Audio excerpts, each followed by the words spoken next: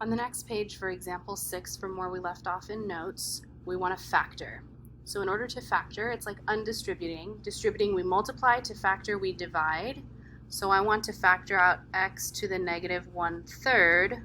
So I'm taking each of these terms and dividing by x to the negative 1/3.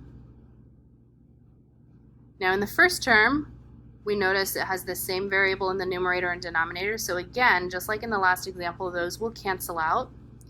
And I'm left with 3 minus 7 from my second term. And then here I need to use the quotient rule. So I have 5/2 minus negative 1/3. Subtracting a negative is the same as addition, but I still need a common denominator.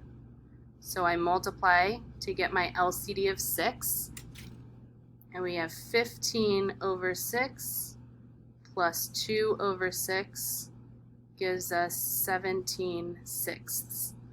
So this is x to the 17/6. So our key here is to recognize that factoring needs division, but we still need to leave the factor that we took out in front of our result from division. Hi. On the next example, we're seeing how we can use rational exponents to simplify radicals that we wouldn't have been able to simplify before. So we can't take the 8th root of x to the 4th because there are not 8 factors in x to the 4th. However, if we rewrite this as x to the 4/8, remember the index becomes the denominator of the rational exponent, then I can simplify that exponent. 4/8 is 1/2, so it's equal to x to the 1/2, which I can then write back into radical form as the square root of x. And so we find out that the 8th root of x to the 4th can also be written as the square root of x. We're going to apply that same thing to part B, but notice that part B we don't have an exponent. However, 25 is a perfect square. So what we want to do is first rewrite this as the 6th root of 25 as the perfect square is 5 squared. And then we can write our rational exponent form. So we keep the base of 5 and the exponent of 2/6, and 2/6 reduces to 5 to the 1/3, which we write as the cube root of 5. So again, we had a more complicated radical expression that we can then simplify by using the rules of exponents. Our last example, we're going to do the same thing. So we rewrite this as the entire radicand, r squared times s to the 6th, raised to the 1/4 power, which means that we can write this as r to the 2/4 times s to the 6/4 by using our power rule. And then we can simplify r to the 1/2 times s to the 3/2.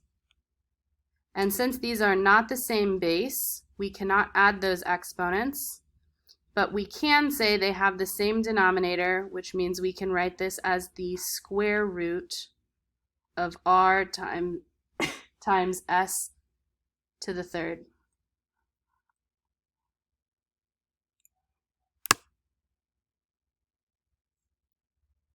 We're going to take a look at example 8. In example 8, we want to use our exponent rules to rewrite something that has multiple radicals as a single radical. The important key here is to get a common index, which means we need a common denominator.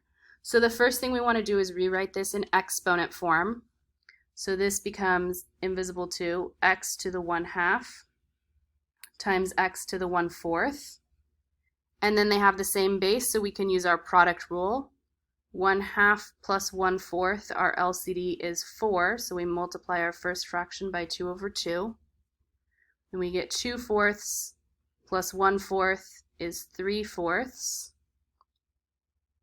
So we say that this is equal to x to the 3/4, which we can write back as a radical with an index of 4.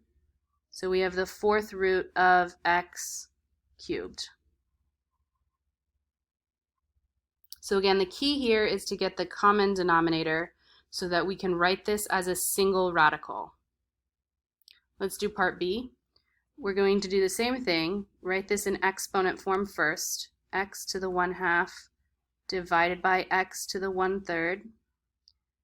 Since we're dividing the common base, we can use the quotient rule. This becomes x to the 1/2 minus 1/3.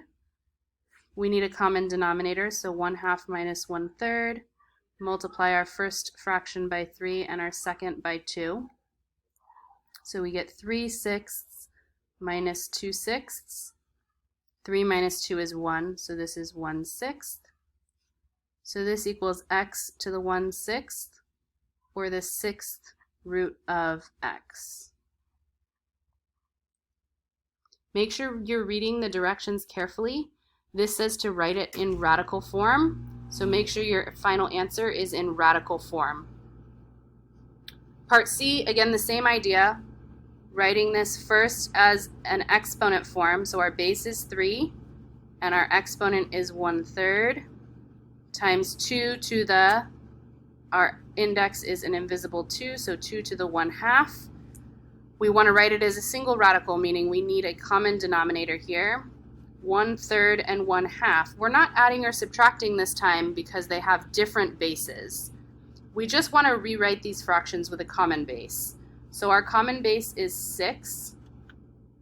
So I need to multiply my first exponent by 2 and my second exponent by 3 so that we can rewrite this as 3 to the 2/6 times 2 to the 3/6. And now they have the same denominator, so they have the same index. So we can write this as the 6th root of 3 squared times 2 cubed. And then we can actually compute what is 3 squared times 2 cubed. So this is the answer in radical form. Or we can compute 3 squared is the 6th root of 9 times 2 cubed is 8. And 9 times 8 is the 6th root of 72. And that's the completely simplified radical form.